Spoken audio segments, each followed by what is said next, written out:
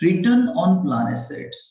तो पहली बात तो सर ये रिटर्न क्या होता है, रिटर्न क्या होता है एंड प्लान एसेट्स क्या होता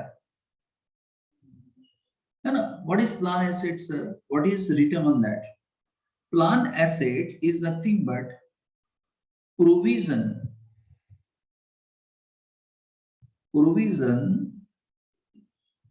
done by the management,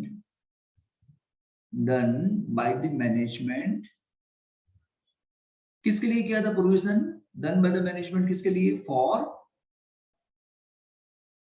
employ is invested. once the provision is invested it becomes your plan assets। Provision तो लायबिलिटी होता है, लेकिन इसको एक बार आप इन्वेस्ट कर दो तो it becomes your asset. So once you invest ना, you are going to get something on that. एक बार इन्वेस्ट करोगे तो कुछ ना कुछ तो मिलेगा आपको, you are going to get dividend on that, dividend मिलेगा, और इट मे बी इंटरेस्ट,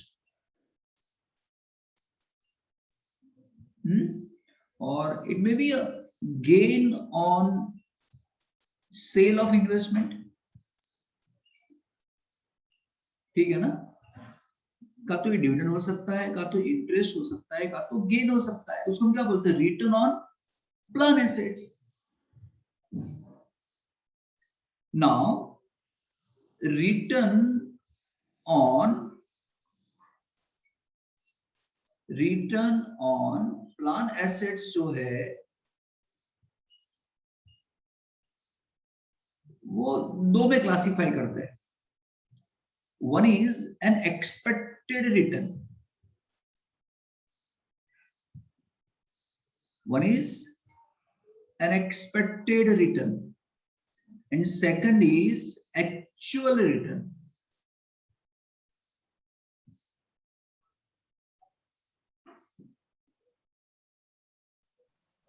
नहीं, there is always a difference between expectations and actual। Expectations means what you are expecting from return on investment, and actual means what you are actually getting from that, है ना। expected return का मतलब क्या, what you are actually expecting, what the management is expecting।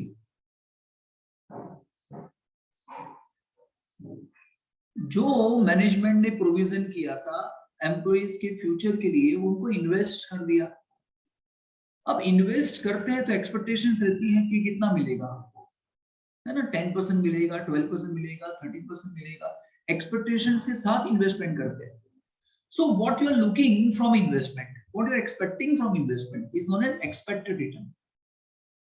Expected return ढूंढते कैसे है, आपका जो भी एक्सपेक्टेड रेट जो होता है, it may be a rate of dividend, it may be a rate of interest, जो भी होता है हम उसको प्लान एसेट से मल्टीप्लाई करते हैं।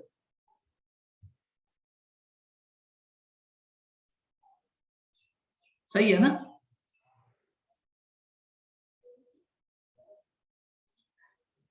एक्सपेक्टेड रिटर्न आप कैसे कैसे ढूंढते हैं, आपका जो भी एक्सपेक्टेड रेट होता है, आप जो भी एक्सपेक्ट करते हो इन्वेस्टमेंट से, वो आप प्लान एसेट से मल्टीप्लाई करते हैं। फॉर एग्जांपल, अगर आपकी प्लान एसेट 5 लाख रुपीस है और आप एक्सपेक्ट कर रहे हो 10%, तो मिलना कितना चाहिए था, 50,000 मिलना चाहिए था। समझ में आया, that is what you are expecting. But there is always a difference between expectations and actual। Actual may be more, maybe less, it may be equal to expectations।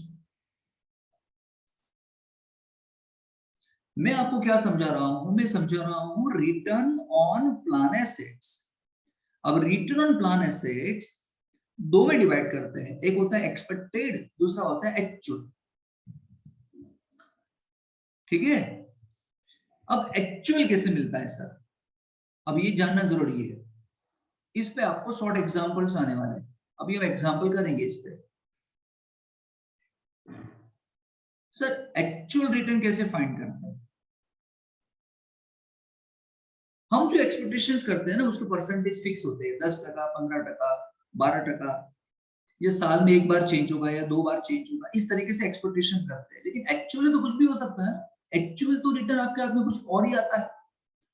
होता है कि हर महीने भी चेंज हो सकता है वो रिटर्न, एक्चुअल रिटर्न हो सकता है कि नहीं हो सकता है, कि जहां आपने पैसे इन्वेस्ट किए हैं वहां पे एक्चुअली जो रिटर्न मिला है वो हर महीने चेंज हुआ है। तो हाथ में आने वाला रिटर्न जो होता है वो अलग ही होता है, वो ज्यादा भी हो सकता है, कम भी हो सकता है। तो कैसे फाइंड करें सर एक्चुअल रिटर्न, है ना? कैसे फाइंड करें, लिखो fair value, fair value of plan asset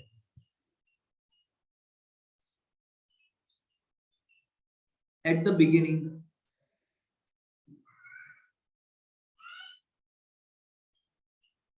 fair value of the plan asset at the beginning plus contributions, contribution done by the management, by the employer, plus actual return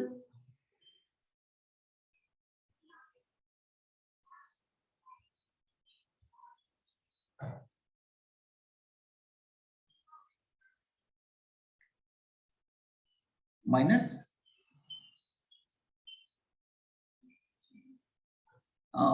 plan asset use, जिसको हम क्या बोलते हैं, benefits paid, benefits paid and fair value of plan assets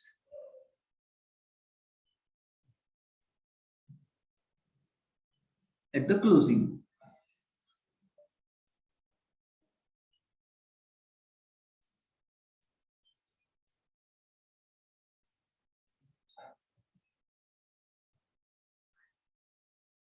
Fair value of the plan assets at the closing.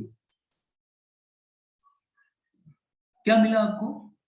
Fair value of the plan asset the beginning. आपने जो भी plan assets का investment किया था, आपने जो भी प्रोविजंस का इन्वेस्टमेंट किया था, उसकी फेयर मार्केट वैल्यू कितनी है बिगिनिंग में, वो यहाँ पे लिख दो। ठीक है, साल के बीच में through out the year employer ने कुछ ज्यादा कंट्रीब्यूट किया है इस एसेट के लिए, यहाँ लिखो। इन्वेस्टमेंट पे जो रिटर्न मिला होगा वो एक्चुअली, वो यहाँ लिखो, बेनिफिट्स पेड यहां से माइनस करो, ये मिल जाएगा आपको क्लोजिंग।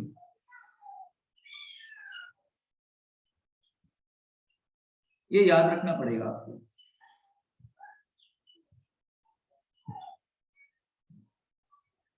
बोलिए, डन?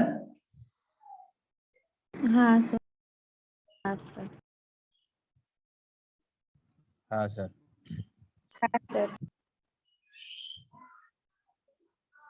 हाँ सर।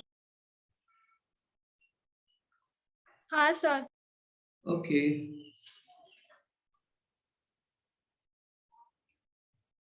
नीचे लिखोगे आप एक line, the difference between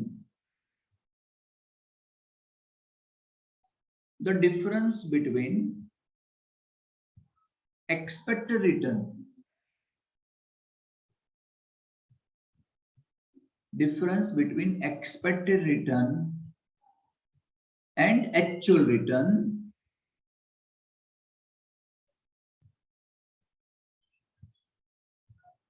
is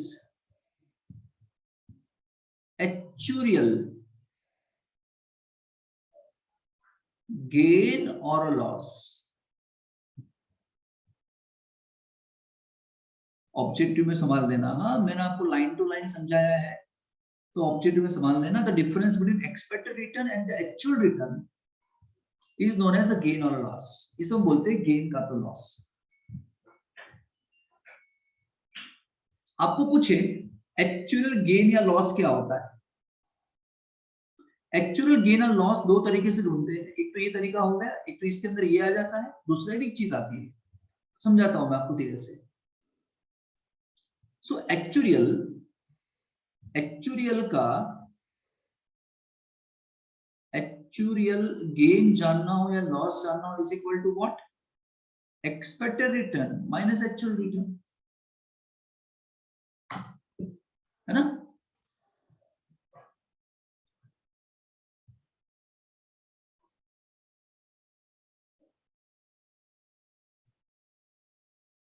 चलिए एग्जांपल से समझते हैं इतना काम, ठीक है, आपको समझ में आएगा एग्जांपल से समझते।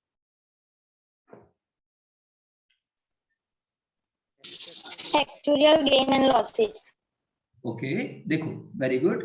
यहाँ पे आपको जनवरी 19 को फेयर वैल्यू दिया प्लान एसेट्स का 10,000। जून 19 में हाँ। 6 महीने बाद आपने बेनिफिट पे किया बीच में। What is benefit paid? हम जब भी कोई प्लान एसेट्स या कोई प्रोविजंस करते हैं एम्प्लॉइज के लिए फ्यूचर के लिए, है ना, तो हो सकता है कि साल के बीच में आपको बेनिफिट पे करना पड़े। हमने तो सोचा था कि हमारे एम्प्लॉइज एक्चुअली रिटायर्ड कब हो गए, रिटायरमेंट की एज पे। मान लो 4 एम्प्लॉई है, 4 एम्प्लॉई है, चार एम्प्लॉय कब रिटायर्ड हो गए, 2030 में रिटायर्ड हो गए, हमने ऐसा माना था। और हम तो इस तरीके से क्या करते थे, प्रोविजन कर रहे थे, एस्टिमेट्स कर रहे थे। लेकिन हो सकता है ना बीच में कोई एम्प्लॉय मर जाए, रिटायर्ड हो जाए वॉलंटरी। अगर मर गया है या वॉलंटरी रिटायर्ड हो गया तो आपको बीच में ही पैसे देने पड़ेंगे, नहीं देने पड़ेंगे? यू हैव टू पे द बेनिफिट। जरूरी थोड़ी है कि बेनिफिट आपको मैच्योरिटी पे ही पे करना पड़ेगा, जब रिटायर्ड होगा तभी पे करना पड़ेगा, बीच में तो हो सकता है।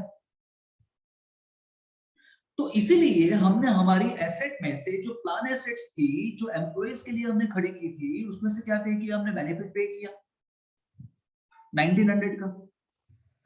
उसी दिन 30 जून को कंट्रीब्यूशन पे किया, कंट्रीब्यूशन रिसीव किया प्लान एसेट ने, यानी एम्प्लॉयर ने कंट्रीब्यूशन दिया उस साल का कंट्रीब्यूशन एम्प्लॉयर ने दिया एम्प्लॉय के लिए कितना, एंड 31 दिसंबर को उसकी वैल्यू कितनी होगी, फेयर वैल्यू 15,000। ठीक है, आप कितना एक्सपेक्ट कर रहे थे, आप एक्सपेक्ट कर रहे थे कि इतना, क्लियर ना। चलिए अब उसका आंसर ढूंढते हैं। आंसर पहले क्या करेंगे, हम ढूंढेंगे कि एक्चुअल रिटर्न कितना मिला। क्या ढूंढेंगे पहले, actual return, because the difference between expected and actual is known as actual gain और लॉस। एक्चुअल कैसे ढूंढते थे हम,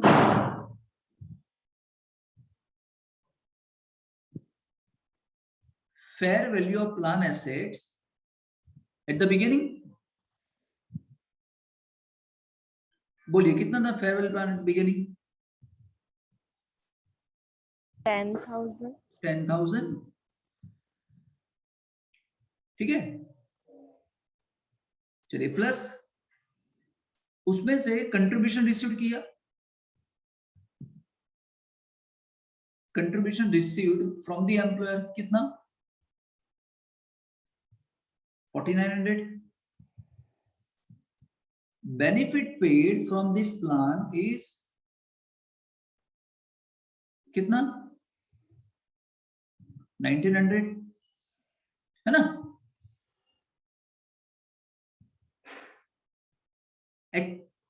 एक्चुअल रिटर्न वो तो हमको पता नहीं। हाँ, लास्ट में क्या पता है, fair value of the plan asset at the end कितना है, वो 15। तो फिर सर आप ये ढूंढ लेना है कितना होगा।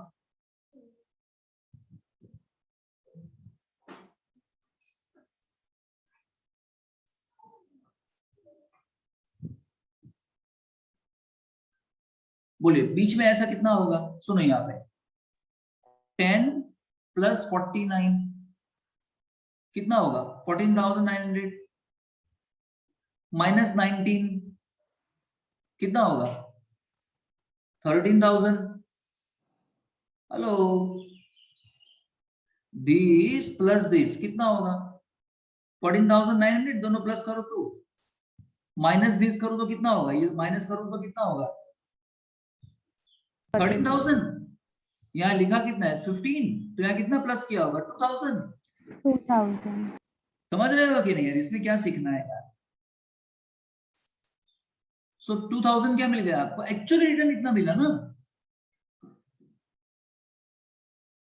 हेलो, आपकी वैल्यू प्लान हाँ एसेट की सर। वैल्यू 10,000 थी, फिर 49 कंट्रीब्यूशन आया, फिर आपने इतना बेनिफिट दिया, फिर क्लोजिंग में इतना हो गया। तो बीच में क्या हो गया जिससे वैल्यू बढ़ गई? तो भाई 2000 आपको इस पर रिटर्न मिला होगा, this is nothing but actual return. बोलो क्लियर? एक्सपेक्टेड रिटर्न आपको मिलता कैसे है यार? एक्सपेक्टेड जो कर रहे थे आप, जो भी एक्सपेक्ट कर रहे थे वो इनटू क्या कर दो, प्लान एसेट्स। अब ओपनिंग में 10,000 था, क्लोजिंग में 15,000 था, बीच में आपको रिटर्न कितना मिला है? 2,000। हेलो, हाँ तो मैं एक, और बीच में चेंज क्या आया? बीच में क्या चेंज आया कि 49 कब आए थे? 30th जून में आए, एंड 30th जून को ही आपने इसको पे किया, बेनिफिट पे किया। हेलो, हाँ समझ में क्या सर। कह रहा हूं? पहले 10,000 था, फिर 6 महीने बाद क्या होगा, बीच में कंट्रीब्यूशन आया 49 का, और उसी दिन आपने 1900 पे किया। इसका मतलब मैं ऐसा बोलूं कि जो ओपनिंग के 10,000 थे ना, हेलो, जो ओपनिंग के 10,000 थे हाँ पूरे साल रहे, हाँ या ना? हाँ ये जो 10,000 थे बच्चों, वो पूरे साल रहे होंगे ना इन्वेस्टेड। वो हम क्यों निकालेंगे भाई? वो पूरे साल इन्वेस्टेड रहे होगे, हम ऐसा मान लें।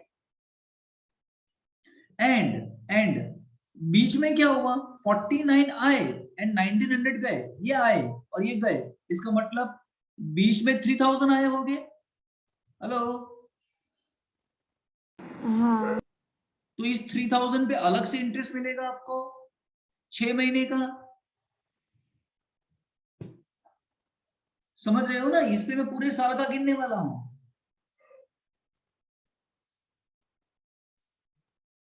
पहले इतना हाँ बोलो, अंदर मत कंपेयर करो, पहले इतना हाँ बोलो, मैं अंदर दिखाऊं तो फिर देखना।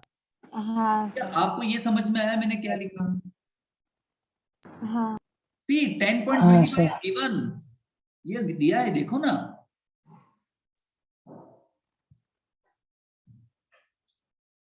आया ना? तो यहाँ 10.25 लिखूं कि ना लिखूं? हाँ सर। चलिए, इसका कितना आंसर आता है बताओ?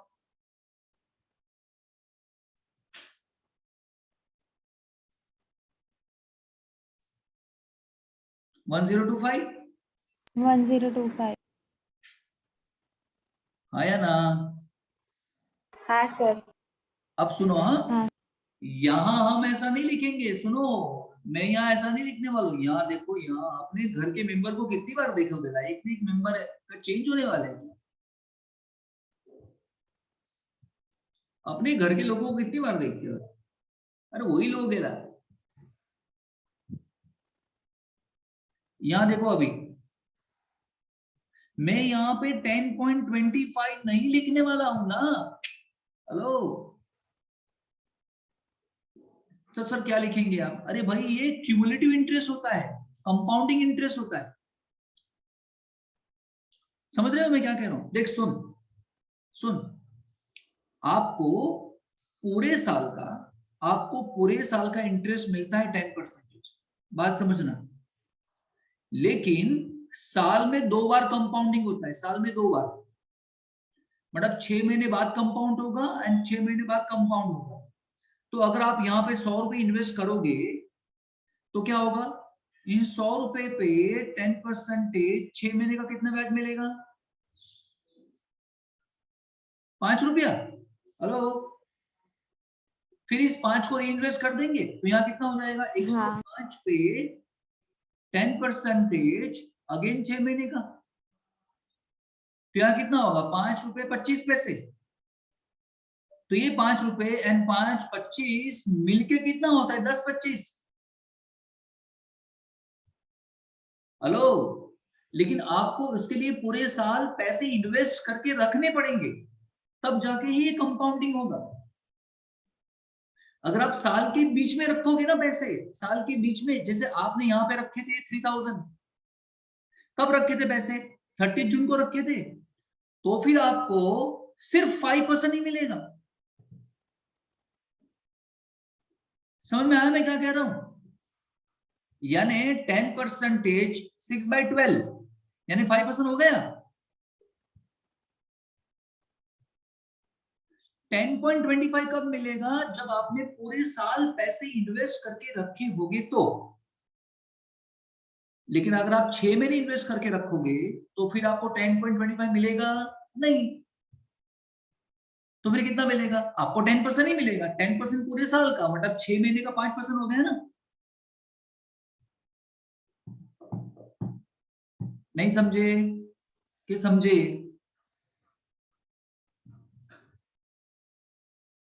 हेलो, यहां कितना मिलेगा तुम्हें? 10% तो मिलेगा, लेकिन वो 6 महीने का मतलब एक्चुअली 5% हो गया। बता कितना आया?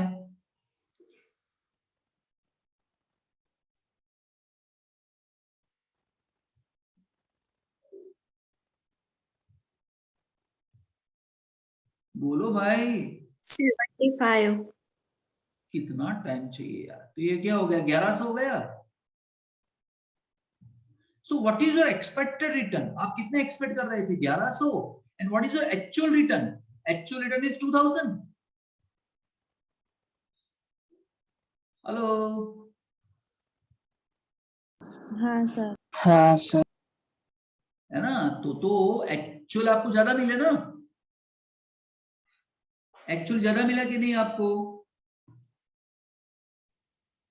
तो क्या लिखेंगे हम? हम क्या लिखेंगे?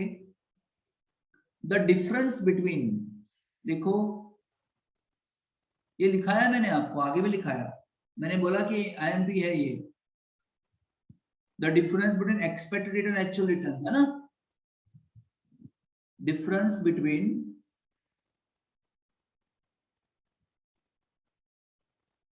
expected return and actual return is actuarial gain का तो लॉस। चलिए बताओ एक्चुअल रिटर्न कितना था? हेलो बोलो। 2000। एक्सपेक्टेड 1100। बताओ कितना फायदा हो गया आपको? 1175 या 1100 क्या था?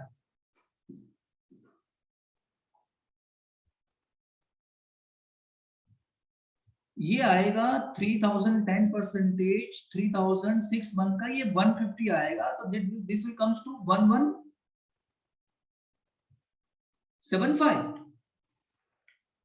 हेलो। हाँ।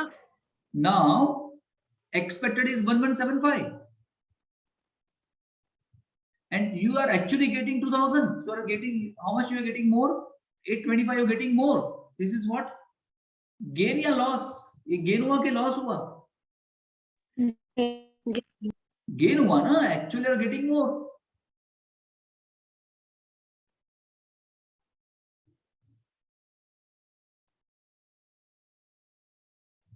उसमें से एक एक्चुअल लॉस माइनस कर देना है on account of provision, on account of obligations. ये समझाऊंगा मैं आपको कल, ये क्यों माइनस किया मैंने। देखो ये आपको एग्जांपल में दिया हुआ था, कितना दिया हुआ है? 60।